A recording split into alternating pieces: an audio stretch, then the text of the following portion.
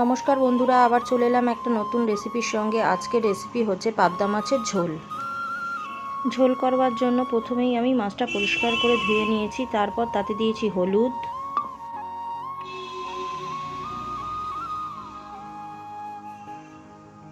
নুন,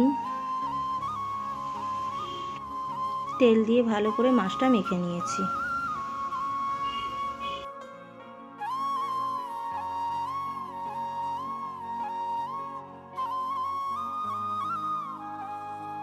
মাছটা ভাজার জন্য কড়ায় তেল দিচ্ছি।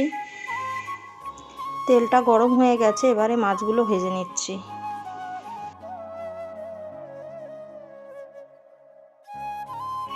এবার মাছটা উল্টে দিচ্ছি।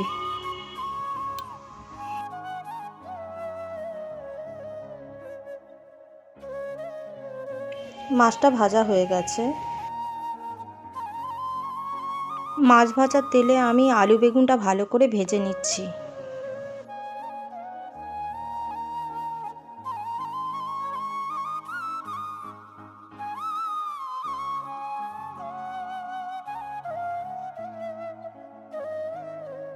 আলু বেগুনটা বেশ লাল লাল করে ভাজা হয়ে গেছে, তুলে নিচ্ছি।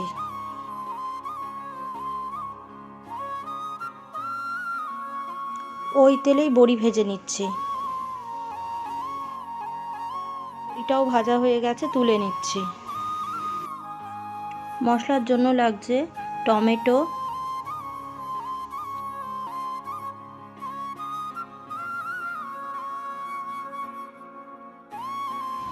কাঁচা লঙ্কা একসঙ্গে বেটে নিচ্ছি।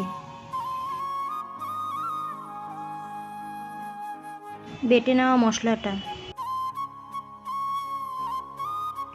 মশলার মধ্যে দিচ্ছি। প্রথমে পরিমাণ মতো নুন, তারপর দিচ্ছি জিরের গুঁড়ো, হলুদ গুঁড়ো, সামান্য লঙ্কার গুঁড়ো দিয়ে ভালো করে মশলাটা মিশিয়ে নিচ্ছি।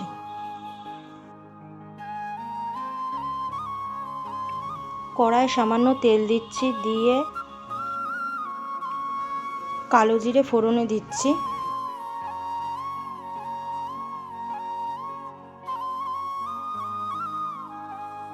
করে রাখা মশলাটা ঢেলে দিচ্ছি। মশলার বাটি ধুয়ে সামান্য জল দিলাম। দেওয়ার পর ভালো করে মশলাটা কষিয়ে নেব।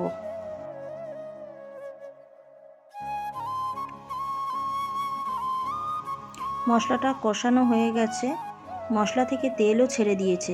এবারে আমি আলু বেগুনটা দিয়ে দেব। ভালো করে আরেকটু মশলার সঙ্গে কষিয়ে নেব।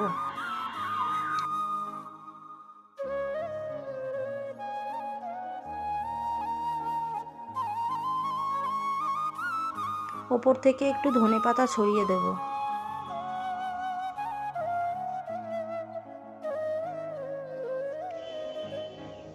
এবারে জল ঢেলে দেব।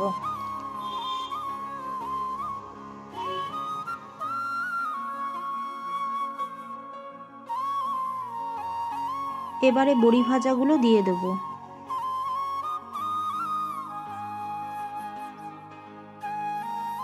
একটু ভালো করে মিশিয়ে নেব।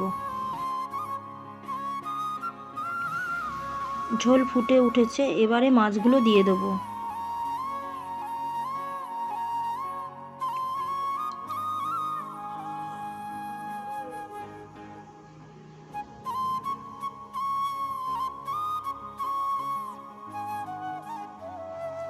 এবারে ওপর থেকে কাঁচা লঙ্কা আর ধনেপাতা দিয়ে দেব। তৈরি পাবদা মাছের ঝোল।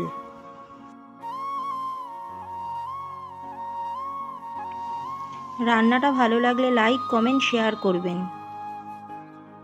আর আমার চ্যানেলের নতুন বন্ধু হলে সাবস্ক্রাইব করে পাশে থাকবেন।